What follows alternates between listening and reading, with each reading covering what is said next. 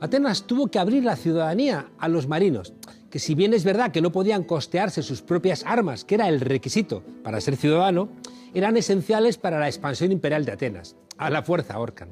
Desde que se extendió la ciudadanía a los pobres libres, los sectores oligárquicos empezaron a conspirar, porque no toleraban que los que carecían de patrimonio, los que no eran de esas grandes familias, pudieran regir los destinos de la ciudad.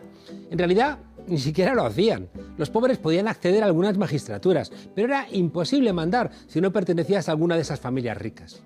Lo que sí lograron los griegos fue que los que mandaban tuvieran la obligación de escuchar a ese pueblo compuesto por ciudadanos. Y por supuesto, ciudadano no era cualquiera, no lo eran los esclavos, y cuidado, que hasta el más pobre de los pobres tenía un esclavo. Tampoco eran ciudadanas las mujeres, ni los extranjeros, ni los menores de 21 años. Esa cultura política fue extendiéndose con el propio desarrollo imperial de la ciudad-estado de Atenas, y por eso, cuando pensamos en democracia, pensamos en los griegos. De vez en cuando los ricos se levantaban contra esa mayoría de pobres. Eso le costó la cabeza a Sócrates por conspirar. De vez en cuando los pobres se levantaban contra la mayoría oligárquica y así lograban ensanchar sus derechos.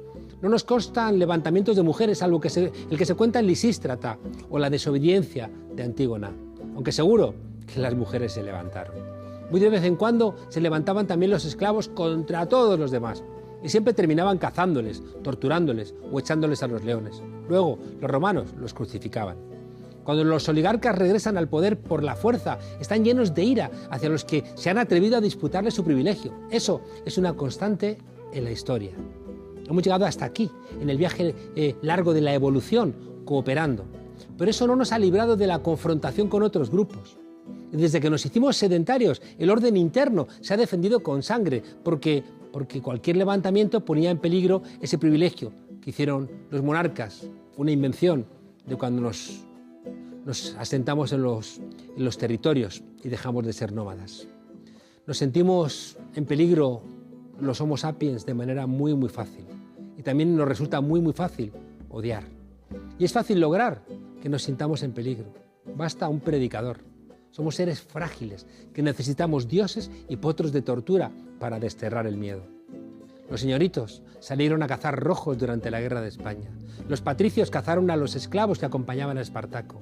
Los católicos cazaron a los hugonotes por peleas religiosas que en verdad eran peleas de poder. Y los protestantes cazaron brujas que no eran sino mujeres que querían ser libres y no colaborar en el comienzo del sistema capitalista. Los aristócratas y los burgueses cazaron sanculots conscientes y también a burgueses conscientes, como Robespierre durante el Termidor de la Revolución Francesa. Los capataces y los mercenarios cazaron a los negros cimarrones que estaban huidos en los quilombos o en los palenques donde vivían en comunidad.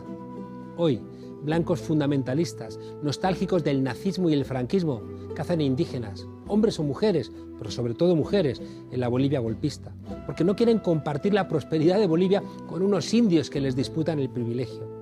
Hoy, blancos de clase media y ricos nostálgicos de Pinochet cazan demócratas pobres en el Chile que está buscando en las calles su libertad. Y lo mismo hacen los seguidores de Lenín Moreno en Ecuador o los de Bolsonaro en Brasil. Y mientras la Unión Europea, que dice que se basa en los valores cristianos, que nos hacen a todos iguales, se guarda un profundo silencio, porque los indígenas, los estudiantes pobres, los negros, las mujeres con pollera, los esclavos, quizá, pese a lo que se escribe en los papeles, para los europeos liberales, cristianos, prósperos, patriarcales, no son en verdad personas. Bienvenidas a la frontera, desobedientes.